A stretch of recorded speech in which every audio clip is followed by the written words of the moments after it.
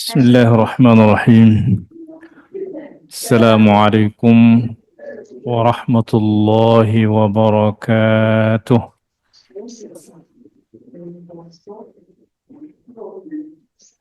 الحمد لله والصلاة والسلام على سيدنا رسول الله وعلى آله وصحبه ومن والاه.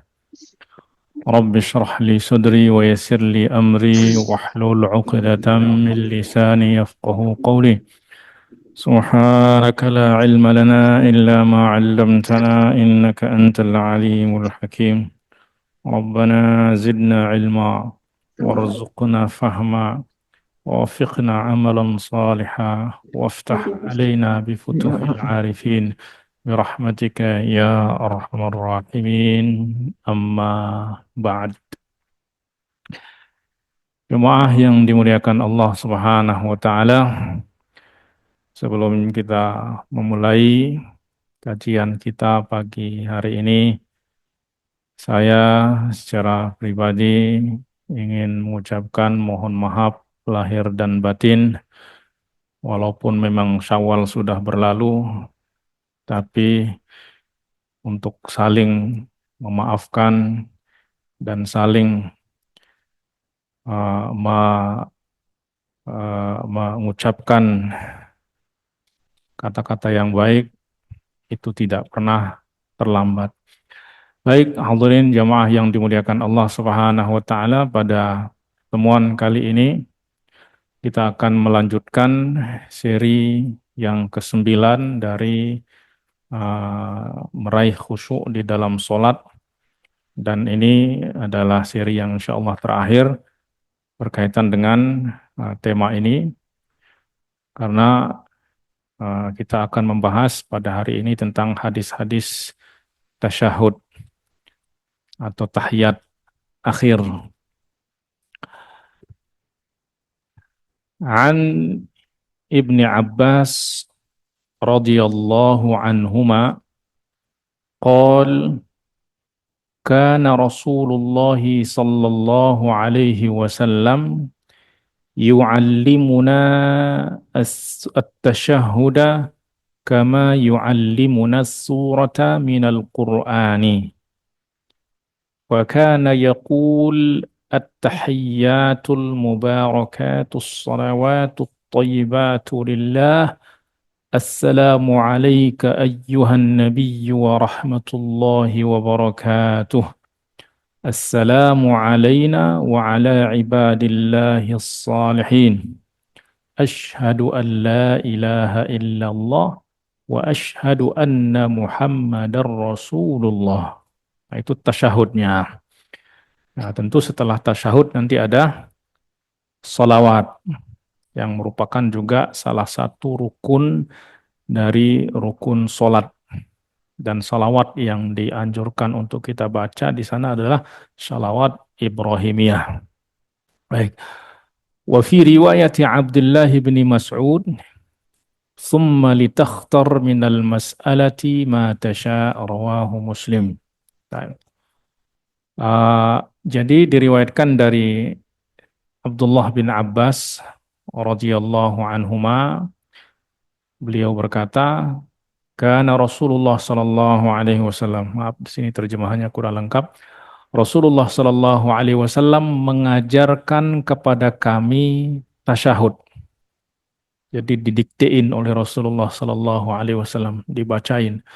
Kama yu'allimuna surata minal Qur'an. Sama seperti Rasulullah mengajarkan kepada kami untuk membaca surat di dalam Al-Qur'an.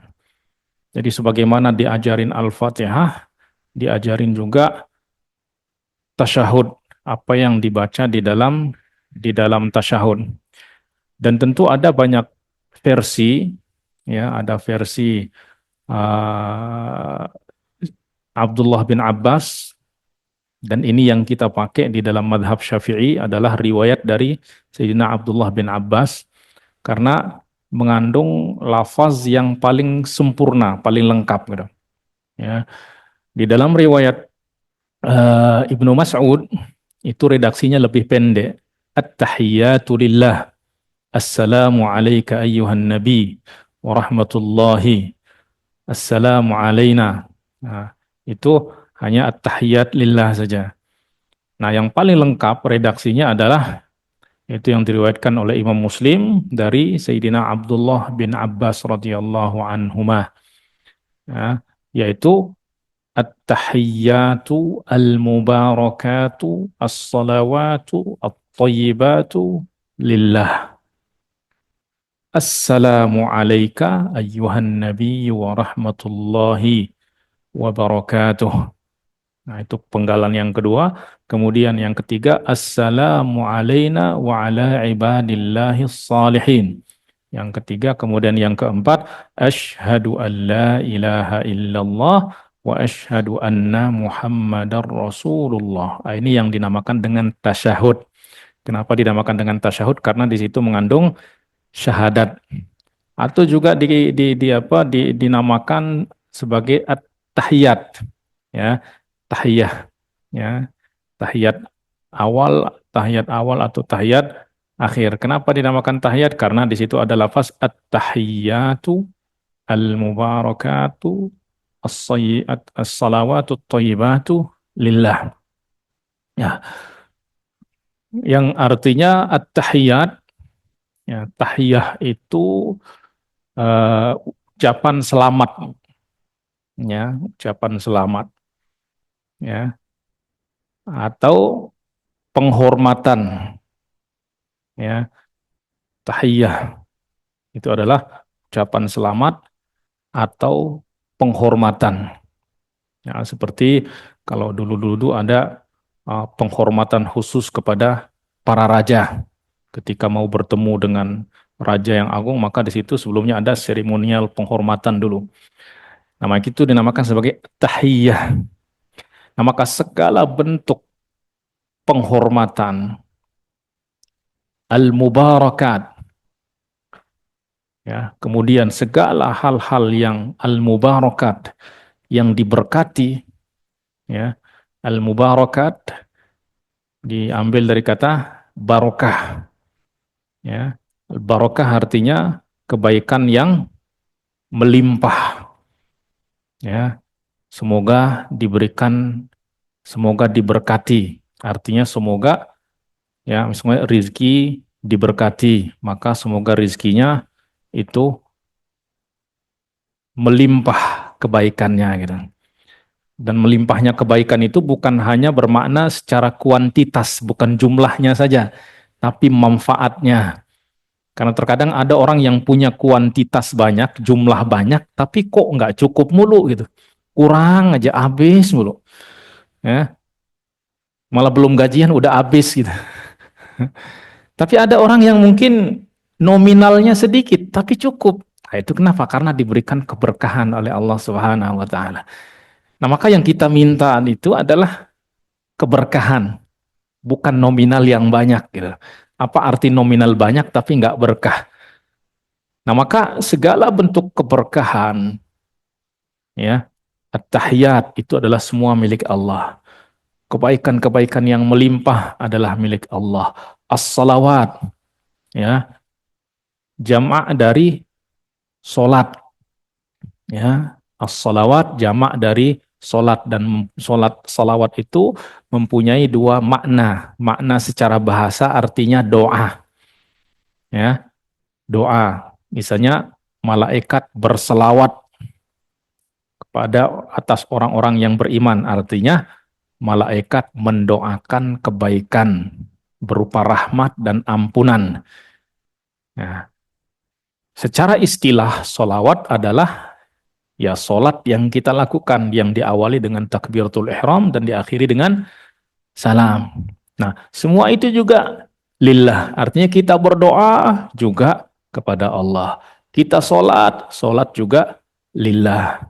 At-thayyibat, ya, jamak dari thayyib, yaitu at-thayyibat adalah kebaikan, ya, segala bentuk kebaikan adalah lillah, milik Allah.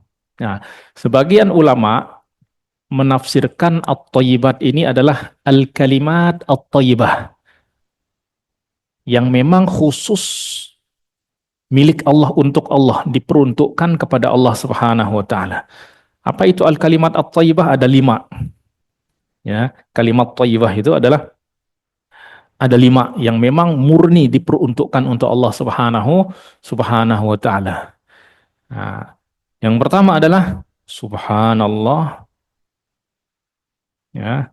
Subhanallah, tentu kalimat ini hanya khusus untuk Allah Subhanahu wa taala. Walhamdulillah, segala bentuk pujian adalah juga milik Allah. Yang maha suci hanyalah Allah Subhanahu wa taala. Yang lain tidak ada yang suci melainkan Allah Subhanahu wa taala. Tidak ada yang sempurna melainkan Allah. Artinya segala sesuatu selain Allah ada kekurangan, ada cacat, ada celak. Nah, walhamdulillah yang kedua. Subhanallah walhamdulillah wala ilaha illallah yang ketiga.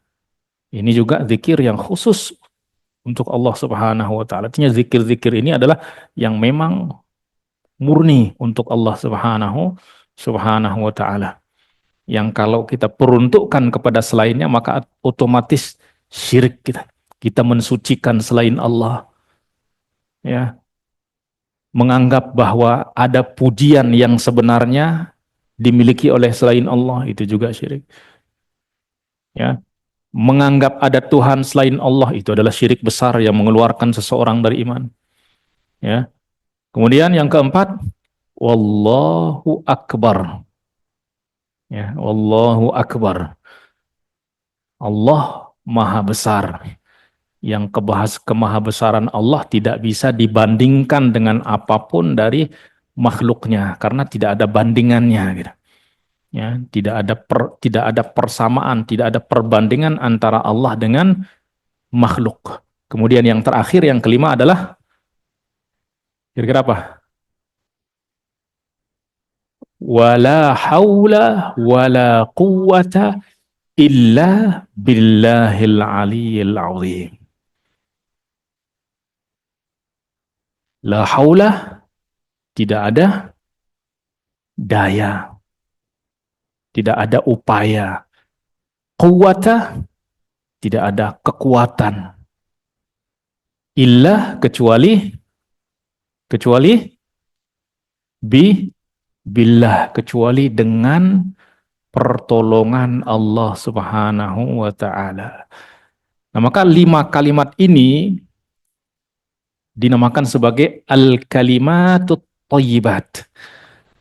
Ya, al-kalimat at-thayyibat yang memang murni khusus untuk Allah Subhanahu wa taala. Dan hubungan kita antara hamba dengan Allah harus dibangun di atas 5 kalimat ini. Subhanallah, ya, di mana seorang hamba harus senantiasa mensucikan Allah Subhanahu wa taala.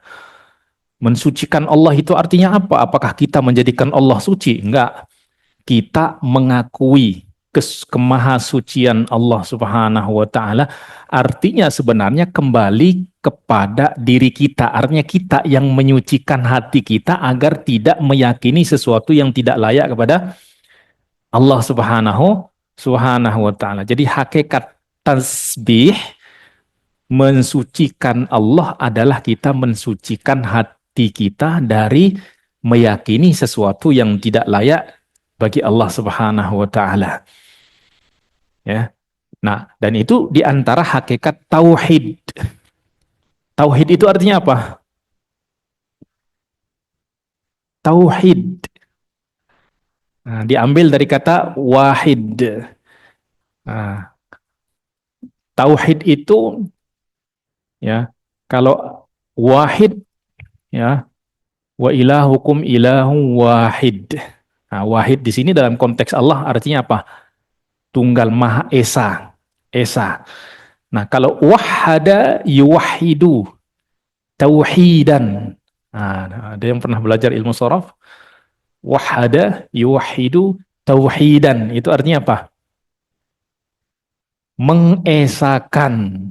Nah, menyatukan, menjadikan satu. Ya, mengesakan itu artinya bukan kita yang menjadikan Allah satu, memang zat Allah memang sudah Maha Esa. Tapi kita ketika mentauhid Allah, itu artinya berikrar dengan hati kita akan keesaan Allah. Ya, maka semuanya itu sebenarnya kembali kepada penyucian hati kita. Kita mengatakan subhanallah, itu kita artinya menyucikan Allah. Artinya bukan sebelumnya itu kotor kemudian kita yang membersihkan, enggak.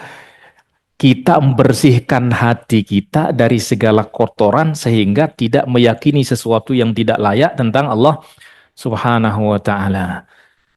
Ya, maka hubungan hamba dengan Allah itu harus dibangun di atas tauhid tanzih, ya. Tauhid dan tanzih, ya, yaitu menyucikan zat Allah atau meyakini kemahasucian Allah dari segala hal yang tidak layak. Seperti apa yang tidak layak? Seperti Allah menyerupai makhluknya, Allah sama dengan makhluknya, Allah memiliki segala kekurangan atau ada kekurangan, cacat. Itu semuanya kita sucikan. Ya, datang Pak Dokter. Ya. Nah, yang kedua, kalimat masih dalam konteks at-thayyibat. Walhamdulillah, subhanallah, walhamdulillah. Nah, hubungan seorang hamba juga dengan Allah itu harus dibangun di atas alhamdulillah. Yang artinya apa? Dia banyak memuji Allah. Yang pujian ini juga mengandung syukur. Banyak bersyukur kepada Allah. Karena alhamdulillah itu kita menyaksikan keindahan Allah, kebaikan Allah. Sehingga kita memuji Allah. Bersyukur atas kebaikan dan nikmat-nikmat yang Allah berikan kepada kita. Nah, sehingga orang kalau dia banyak bersyukur, berkah hidupnya. Ya kan? Keberkahan itu kan bukan, manusia itu sebenarnya nggak kekurangan apa-apa. Yang kurangnya itu cuma apa? Kurang syukur. Padahal coba apa yang dia tidak punya, semua udah diberi oleh Allah Subhanahu wa taala. Tapi masalah manusia itu sebenarnya apa? Selalu melihat apa yang belum dia punya. Makanya selalu merasa diri kurang terus. Coba syukurin dulu apa yang ada, puji Allah Subhanahu wa taala, maka Allah akan berikan keberkahan. Nah, maka hubungan kita dibangun di atas selalu bersyukur. Ya, maka di dalam sebelum sholat itu kan kita dipanggil hayya 'alal falah. Kita dipanggil supaya bahagia oleh Allah Subhanahu wa taala, supaya menang, supaya beruntung, supaya mendapatkan kebaikan. Semua itu ada di dalam sholat. Ya, tetapi kita harus bangun hubungan kita dengan Allah di atas 5 pondasi al-kalimat at-thayyibat ini. Yang pertama tadi tanzih, yang mengandung makna tauhid, makna pengesaan Allah, mensucikan hati dari segala, ya, meyakini sesuatu yang tidak layak bagi Allah. Kemudian, ya, memuji Allah dan meyakini bahwa segala kebaikan itu dari Allah. Kita diberikan kebaikan oleh orang, bukan orang yang memberikan kebaikan. Allah yang memberikan kebaikan melalui orang tersebut. Maka kita mengatakan, Alhamdulillah. Ya, orang yang beriman pasti akan mengatakan seperti itu. Dia tahu bahwa itu adalah dari Allah. Alhamdulillah. Setelah itu, terima kasih.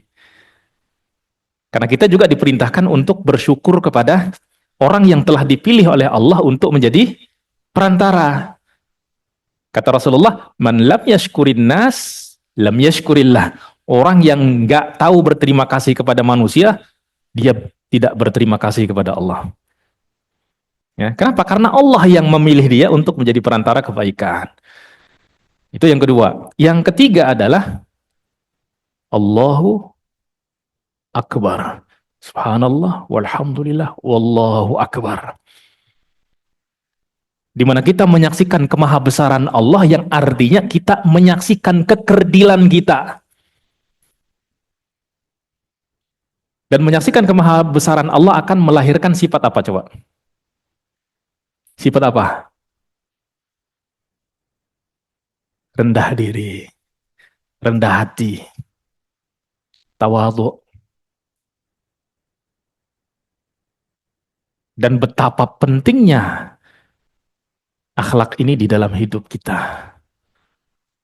Ya memang semua dibangun di atas harus berdiri di atas 5 pondasi ini. Senantiasa tawadhu. Setinggi apapun dia harus merendah di hadapan Allah Subhanahu wa taala. Agar apa? Agar Allah mengangkat derajatnya. Ya. Karena kita kalau mau diangkat caranya yang merendah. Mau dimuliakan caranya bagaimana? Kita mau dimuliakan oleh Allah.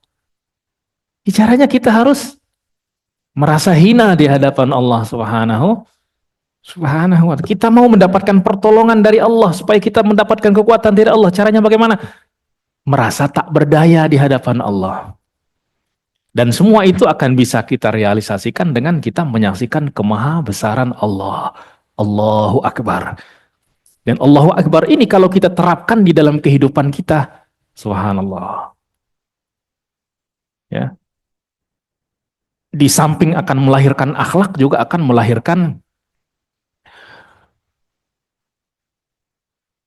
ketabahan. Artinya misalnya ketika seseorang mendapatkan ujian besar, katakanlah Allahu Akbar. Betapapun besarnya masalahmu, Allah Maha Besar. Aku punya Tuhan yang Maha Besar. Sehingga hamba menjadi kuat dengan itu. Ya. Nah maka ini yang ketiga. Kemudian yang keempat, la ilaha illallah. Allahu Akbar udah. Allahu Akbar menyaksikan kemahabesaran Allah Subhanahu wa taala yang melahirkan kerendahan diri di hadapan Allah, kerendahan hati, tawadhu. Ya karena memang ya praktiknya seperti itu gitu. Kita akan bisa merasa rendah itu kalau kita menyaksikan, ya sama lah orang, seperti contoh yang selalu saya berikan itu. Terkadang orang ketika dia punya posisi lebih tinggi, biasanya kepada bawahannya gimana deh? Hah? Ya mungkin dia merasa sombong, merasa itu sehingga mungkin berbuat semena-mena kepada bawahannya. Tapi kalau ketika misalnya dia sedang marah-marah kepada stafnya, kepada bawahannya, tiba-tiba bosnya yang di atasnya datang, kira-kira masih berani marah-marah nggak? Nggak. Langsung ciut, bahkan duduk bersama anak buahnya. Kenapa? Karena ada yang lebih tinggi yang dia saksikan gitu. Nah kalau menyaksikan manusia biasa yang sama darah daging kita, cuman diberikan posisi lebih itu dah jadikan kita ciut. Bagaimana kalau hati seseorang menyaksikan kemahabesaran Allah Subhanahu wa ta'ala. Dan itu akan boleh diraih kalau hati kita itu sudah bersih. Ya. Yaitu sudah sampai kepada anta budallaha ka'annaka tarahu. Senantiasa merasakan kehadiran Allah. Ya, Allahu Akbar. Kemudian yang terakhir, kemudian yang keempat, la ilaha illallah. Kalimat tauhid. Ya, kalimat tauhid, la ilaha. Kita menafikan, meniadakan, melenyapkan semua Tuhan-Tuhan. Illallah. Yang tersisa di dalam hati hanyalah Allah. Ya. Nah, kenapa? Memang banyak Tuhan sehingga kita harus meniadakan. Tidak ada Tuhan selain Allah, tapi manusia mempertuhankan banyak makhluknya. Bahkan terkadang kita pun mempertuhankan hawa nafsu kita gitu. Artinya taat, karena Tuhan itu kan punya sifat kita harus taat kepadanya gitu. Maka ketaatan yang berlebihan kepada makhluk itu, ya, ketaatan yang berlebihan kepada makhluk sehingga mengcancel akal itu artinya orang sudah menjadikannya memposisikannya sebagai Tuhan. Ya. Baik itu disembah atau tidak disembah, maka semuanya itu kita keluarkan dari dalam hati, kita katakan la ilaha illallah. La ilaha, kita bersihkan, nafikan semua Tuhan-Tuhan yang dianggap Tuhan oleh manusia. Dan kita tetapkan hanya satu, illallah. Dan ini adalah kalimat tauhid. Nah, yang apabila orang mengucapkan kalimat ini, khalisan min qalbihi, tulus dari dalam hatinya, haramallahu alaihi nar, maka Allah mengharamkan baginya disentuh oleh api neraka. La ilaha illallah. Ya. Nah, maka kehidupan kita itu harus dibangun juga di atas tauhid. Ya. Wa ma umiru illa liya'budullaha mukhlishina lahuddin. Tidaklah mereka diperintahkan melainkan untuk beribadah semata-mata mengikhlaskan agama, ibadah untuk Allah subhanahu wa ta'ala. Nah, kemudian yang kelima, wala haula wala quwata illa billah. Tiada upaya, tiada daya, tiada kekuatan kecuali dengan pertolongan Allah. Di situ kita betul-betul merasa di hadapan Allah merasa tidak berdaya. Nah, Allah kalau udah melihat kita betul-betul merasa tidak berdaya, pertolongannya pasti akan datang. Tapi terkadang kita masih bergantung banyak kepada selain Allah, kepada diri kita, kepada orang lain, berharap dari orang lain, sehingga Allah udah biarin dulu. Biarin dulu. Dia bergantung kepada dirinya, bisa tolong diri sendiri apa enggak? Bergantung kepada orang lain, bisa dibantu sama orang lain apa enggak? Nanti kalau udah betul-betul mentok, dia mengatakan la haula wala quwata illa billah, di situ pertolongan Allah akan datang. Nah, jadi hubungan hamba dengan Allah itu juga harus dibangun di atas la haula. Ya, seperti contoh yang selalu saya berikan gitu. Ya, memang sistem kehidupan itu dibangun seperti itu gitu. Kalau kita melihat misalnya di jalan ada orang tidak berdaya karena dia kecelakaan, kira-kira kita tolongin apa enggak? Pasti hati kita akan tergerak untuk menolongnya. Kenapa? Karena kita tahu dia tidak berdaya. Nah, kalau kita itu merasa kasihan melihat orang tidak berdaya, lah masa Allah nggak kasihan melihat kita nggak berdaya? Emang kita lebih memiliki rasa kasihan daripada Allah Subhanahu wa taala? Subhanallah. Tentu saja tidak. Tapi kita harus betul-betul mampu merealisasikan la haula wala quwwah. Ya contohnya aja, kalau kita minta tolong kepada seseorang dan orang itu melihat kita mampu, dia nggak akan nolong gitu. Tapi kalau kita datang dengan menampakkan bahwa kita betul-betul nggak mampu, pasti dia akan tolong.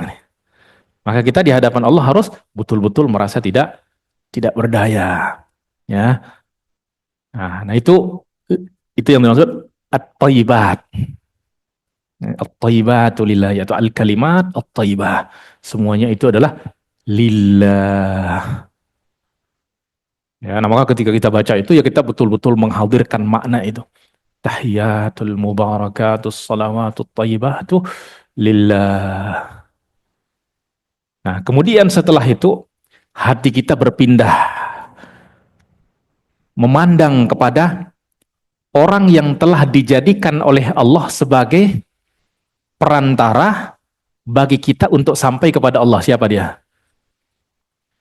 Rasulullah sallallahu alaihi wasallam.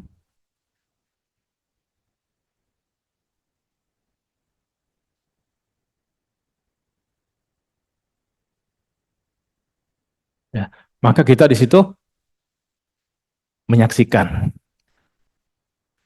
seolah-olah kita menyaksikan Rasulullah ada di hadapan kita. Assalamu alayka ayyuhan nabi.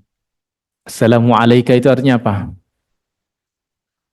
Keselamatan atasmu, wahai nabi. Nah, kira-kira gaya bahasa seperti ini gaya bahasa untuk berbicara dengan orang yang nggak ada apa orang yang ada di hadapan kita? Ada. Assalamu alayka. Kaf kalau dalam bahasa Arab namanya kaful khitab, kaf untuk ngomong berbicara dengan seseorang yang hadir. Assalamu alayka. Dan memang Rasulullah mendengar. Ya. Maka kita juga kalau kalau ngomong dengan orang yang kita tahu dia dengar kita, kita akan menggunakan kaf al-khitab. Anda, kamu, antum, antun, semua itu untuk orang yang hadir. Nah, kita harus betul-betul merasakan bahwa Rasulullah Shallallahu Alaihi Wasallam ya seolah-olah ada di hadapan kita, mendengar kita. Assalamu alayka ayyuhan nabi wa rahmatullahi wa barakatuh. Ya. Ayyuhan nabi wa rahmatullah. Kita harus betul-betul merasakan itu gitu, bukan cuma sekedar baca gitu. Beda apa? Secara psikologi pun kita ketika beda antara ketika kita membaca dengan kita berbicara, beda nggak? Beda. Tidak mungkin kita berbicara kecuali kita tahu ada lawan bicara kita gitu. Ya, kan nggak mungkin orang dia nggak tahu, dia tahu bahwa tidak ada orang, kan nggak mungkin ngomong-ngomong sendiri gitu, ngomong sama tembok kan nggak mungkin gitu. Tapi kalau baca bisa baca sendiri, ada orang nggak ada orang boleh. Tapi kalau berbicara namanya berbicara ya kita harus betul-betul mengetahui ada lawan bicara kita. Di sini kita berbicara kepada Rasulullah, Assalamu alayka ayyuhan nabi wa rahmatullahi wa barakatuh. Dan Rasulullah mendengar di dalam hadisnya yang diriwayatkan oleh Imam Abu Dawud, Rasulullah bersabda, "Ma min muslimin au min ahadin," tidaklah seseorang atau seorang muslim yusallimu alayya, yang mengucapkan salam kepadaku, illa raddallahu alayya ruhi, kecuali Allah kembalikan rohku. Fa arudda alaihi salam, sehingga aku menjawab salam orang itu. Rasulullah jawab salam kita dan tahu siapa yang ngirimin salam. Ya. Dari fulan, dari fulanah, dari ini, dari ini, dari ini. Rasulullah tahu, Rasulullah mengenalnya. Sebab Rasulullah tidak mati. Pindah alam, hanya berbeda alam. Rasulullah hidup di alam barzakh. Ya, di alam barzakh. Dan tetap berdoa untuk umatnya, menjawab salam umatnya. Ya secara logika saja. Dalam hadis tadi Rasulullah bersabda, tidaklah seorang muslim mengucapkan salam kepadaku kecuali Allah mengembalikan rohku kepadaku. Kira-kira ada nggak satu detik di dalam 24 jam ini ada orang yang tidak ada di dunia ini yang kosong dari salam? Pasti ada. Bumi ini kan bulat, setiap waktu itu ada orang yang sedang sholat, ada orang yang sedang berselawat setiap saat. Ya artinya Rasulullah senantiasa rohnya ada di dalam badannya, tapi di alam barzakh. Makanya kita mengatakan Assalamu alayka ayyuhan nabi. Ya. Nah, di sini hanya seperti yang sebelumnya juga pernah saya sebutkan. Di sini di dalam sholat tadi as-salawatu lillah itu hanya untuk Allah. Kita oleh sebab itu di dalam sholat kita tidak dibolehkan berbicara kepada makhluk siapapun itu. Nggak boleh berbicara dengan menggunakan kaf khitab. Assalamu alayka. Ya, kita berbicara dengan, atau misalnya kita ada kawan yang udah lama nggak ketemu, saking rindunya, saking kangennya, saking senangnya, tiba-tiba dapetin sambil sholat, kaifa haluka, itu langsung batal sholat kita, langsung batal. Kenapa? Karena kita telah berbicara di dalam sholat kepada selain Allah. Hanya satu aja yang kita diizinkan, yang dibolehkan, yaitu berbicara kepada Rasulullah sallallahu alaihi wasallam. Di sini kita mengatakan assalamu alaikum.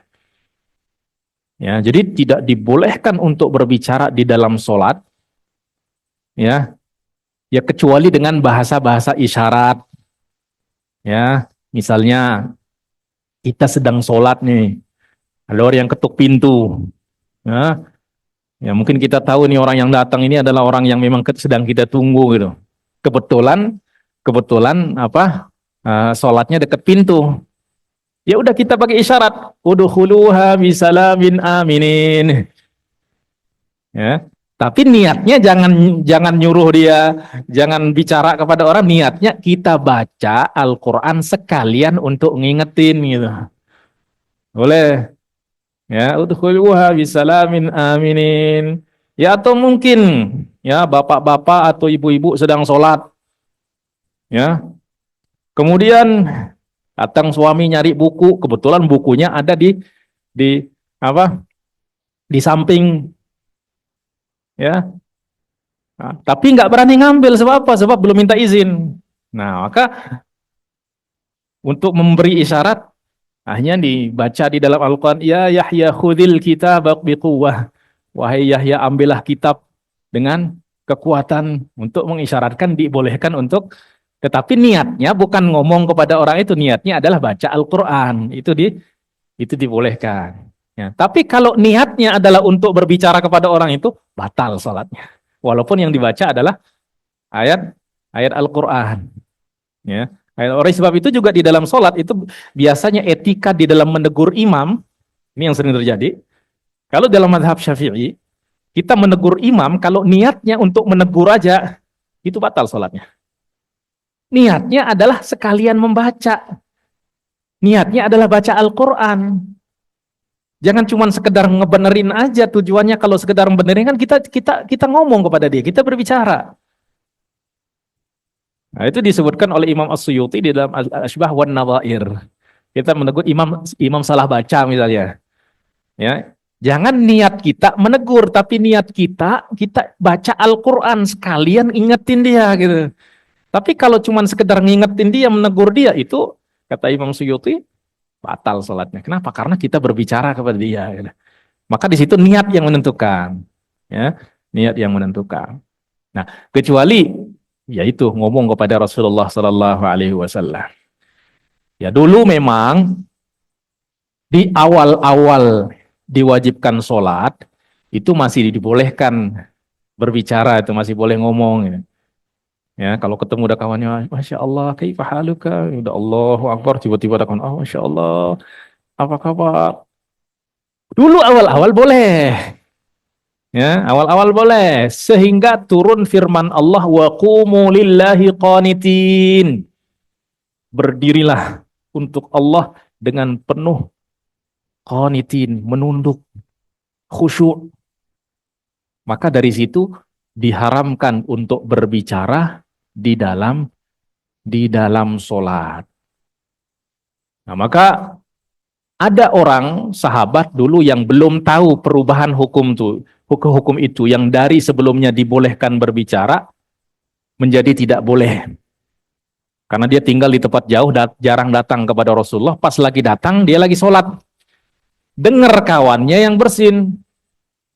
Orang yang bersin tetap disunnahkan untuk membaca Alhamdulillah walaupun dalam sholat. Disunnahkan untuk membaca Alhamdulillah. Walaupun sedang lagi baca juga, Alhamdulillah. Tapi orang yang dengar nggak boleh ngedoain, nggak boleh jawab, udah diam aja, udah biarin. Jangan yarhamukallah, itu terus batal salatnya. Nah ini orang ini nggak tahu, akhirnya dia tahu hadisnya, siapa yang bersin kemudian mengatakan Alhamdulillah, maka hendaklah orang yang dengar mengatakan yarhamukallah. Kemudian orang yang dikatakan yarhamukallah yang bersin tadi, dengar ada orang yang doain yarhamukallah, harus dijawab. Jawabnya apa? Hah? Jawabnya apa? Yarhamukallah. Yahdikumullah wa yuslihu ba'lakum. Akhirnya kawannya bersin, dia bilang Alhamdulillah, dia mengatakan yarhamukallah. Ternyata orang yang samping nggak ada respon, diam aja gitu. Akhirnya lagi diangkat. yarhamukallah. Nggak jawab-jawab juga gitu. Ya kan tahunya Rasulullah ngajarin seperti itu. Kalau orang yang yarhamukallah ya kita harus jawab gitu. Ternyata nggak dijawab-jawab. Akhirnya para sahabat yang sudah tahu hukum ini nggak boleh diajak ngomong, dia ngasih isyarat nih supaya diam, diam, diam gitu. Ya, akhirnya sebagian melototin itu. Ini orang nggak paham nih. Ini orang kenapa pada melototin saya kayak begini? Ini apa salah saya katanya? Ya, akhirnya diangkat suaranya, yarhamukallah. Akhirnya para sahabat tuh semakin gerak, suruh diam gitu.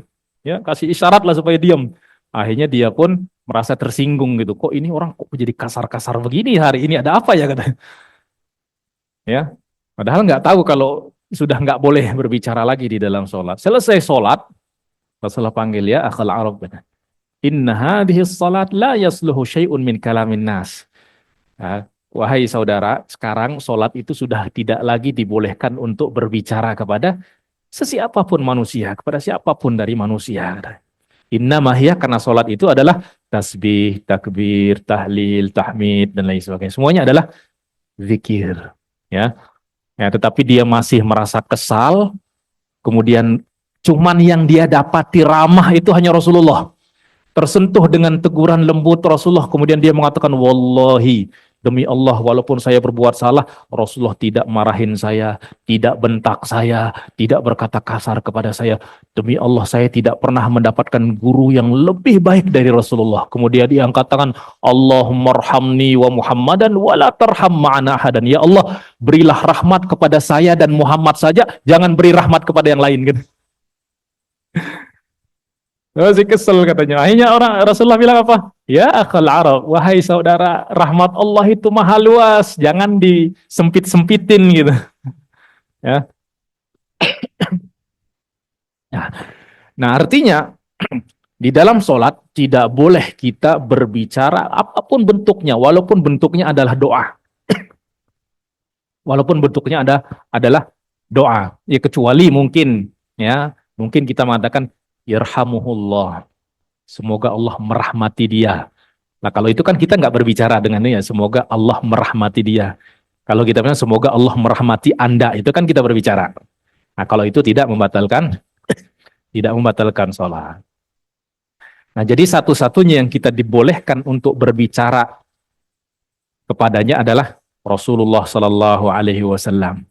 Ya, bahkan ketika kita sholat, kita dengar di dalam ayat imam membaca ayat tentang Rasulullah misalnya, ya, tentang Muhammad wa ma Muhammadun, ya, aba ahadin min rijalikum, ya, kemudian kita sallallahu alaika ya Rasulullah, itu boleh juga, maksudnya tidak membatalkan salat, ya, tidak membatalkan salat. Baik. Nah, itu yang penggalan yang kedua dari tasyahud, ya, dari tahiyat. Tahiyatul mubarakatus salawatu lillah, thayyibatu lillah. Kemudian assalamu alayka ayyuhan nabi wa rahmatullahi wa barakatuh. Nah, setelah itu yang ketiga, assalamu alaina. Jangan lupa juga kita mendoakan keselamatan atas diri kita, untuk diri kita sendiri. Dan juga untuk saudara-saudara kita. Wa ala ibadillahis salihin. Ya, wa ala ibadillahis salihin. Dan kepada hamba-hamba Allah yang soleh. Nah, maka Imam Al-Hakim At-Tirmizi mengatakan, siapa yang mau dapat doa dari seluruh umat Islam yang ada di dunia ini, maka hendaklah dia menjadi orang yang soleh. Kenapa? Karena di dalam doa, wa ala ibadillahi as-salihin. Baik. Yang dimaksud dengan orang soleh itu siapa? Ya, apakah belum cukup? Jadi soleh itu dia punya dua sisi.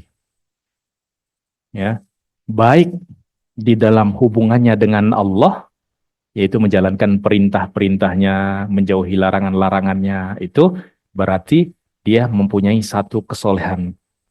Tapi belum sempurna.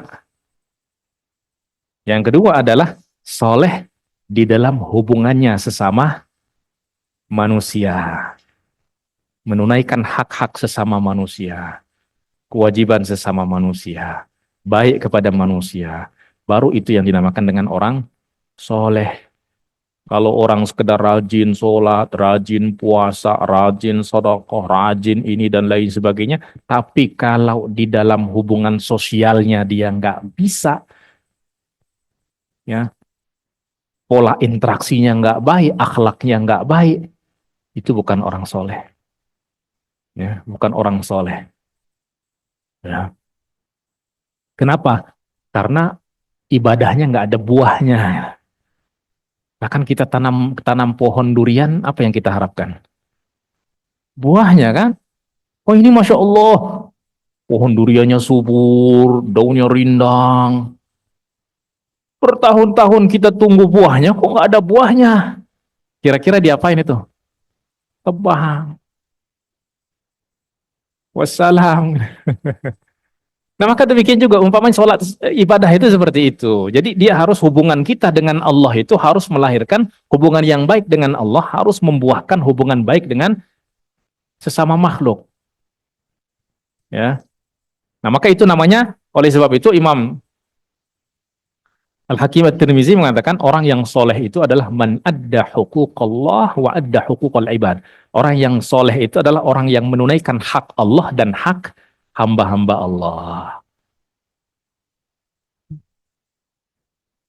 Nah, orang yang soleh adalah orang-orang yang menunaikan hak-hak Allah dan hak-hak hamba Allah.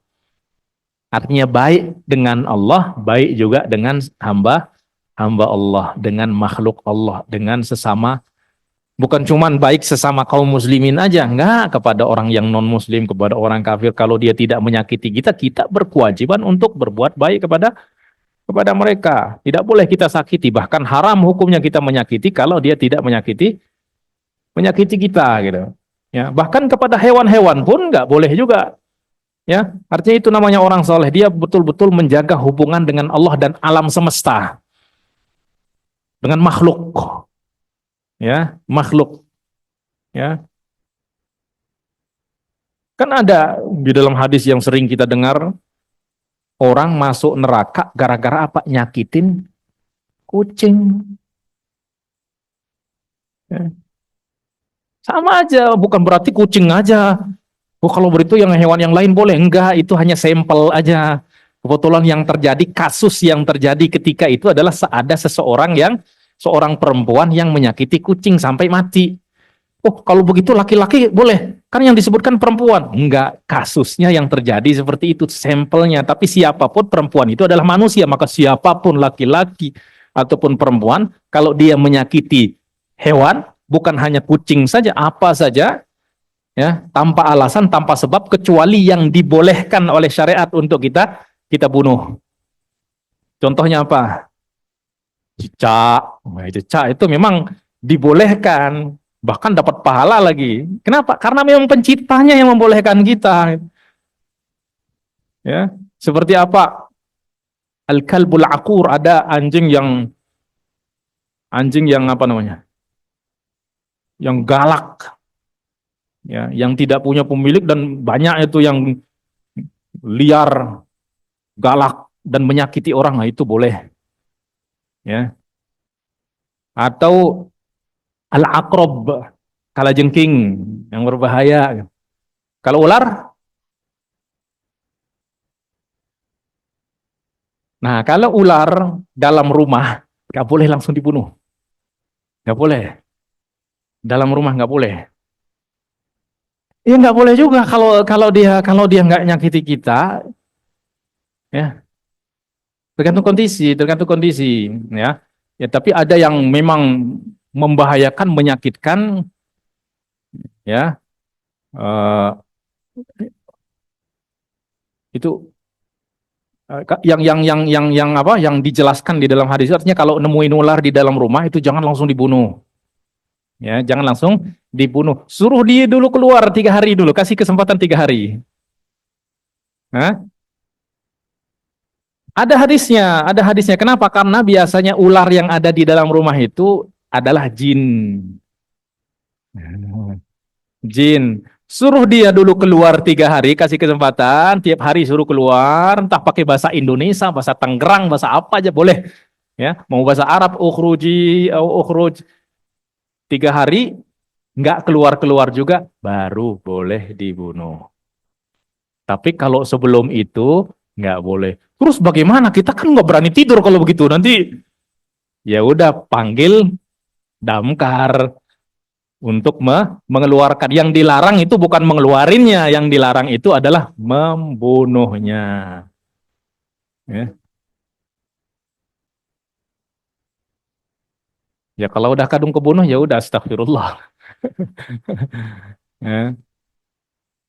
Karena itu kata Rasulullah fa innaha jan, karena memang banyak jenis jin. Ya, jenis jin. Ya pernah cerita, istri cerita dari apa uh, uh, istri dari paman, paman. Katanya ada ular di rumahnya, dibunuh langsung. Pas malamnya tidur, besok-besok bangunnya udah di sawah. Iya, orang yang bunuh-bunuh ular itu tiba-tiba bangun tidurnya udah di sawah. Eh, Ya mungkin itu jin itulah yang dimaksud mungkin jin Allah alam. Ya maka itu eh, ada panduannya di dalam hadis Rasulullah SAW. Suruh dulu keluar, ya, ukhruji atau ukhruj keluar. Ya kalau udah 3 hari masih tetap situ aja, ya udah berarti boleh dibunuh. Ya.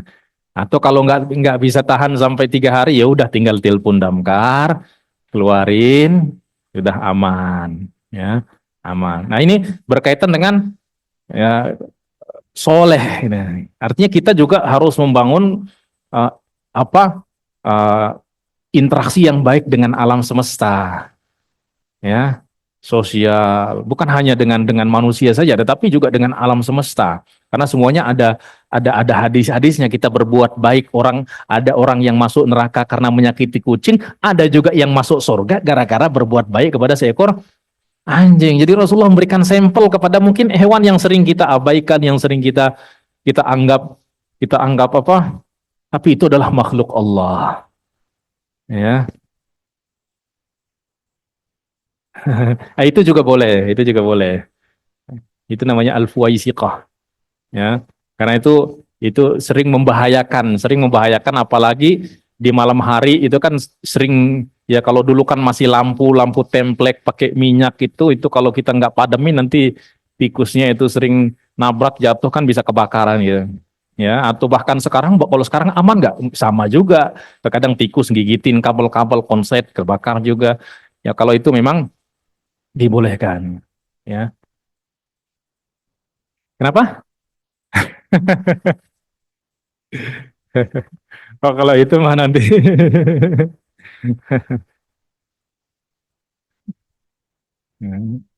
Ya terserah di situ ada pula mau apa? Di situ ada dua pilihan. Ada dua pilihan kalau nyamuk, kalau mau donor darah silakan, mau sedekahin silakan, nggak apa-apa. Ya, tapi kalau takut itu nanti jangan-jangan ini DBD dan lain sebagainya, ya sudah nggak apa-apa itu dibolehkan. Pokoknya selama dia tidak membahayakan, tidak menyakiti, jangan kita sakiti. Ya, jangan kita sakiti. Dan kita yang paling banyak diuji adalah dengan semut biasanya di rumah tuh.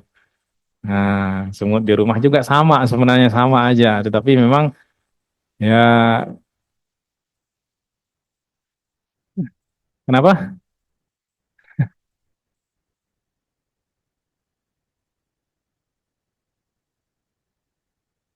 Ya,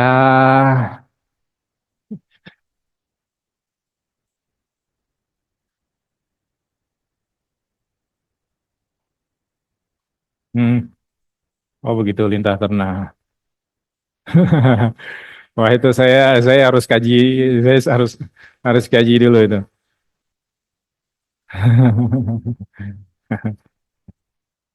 Ya, jadi pokoknya intinya adalah kalau dia berbahaya itu kita dibolehkan untuk yang memang bahayanya itu sudah pasti gitu. Ya memang baiknya kalau udah kita itu buang di tempat, kalau memang baiknya ya memang ya dibuang lah di tempat yang memang sekiranya tidak akan menyakiti orang gitu.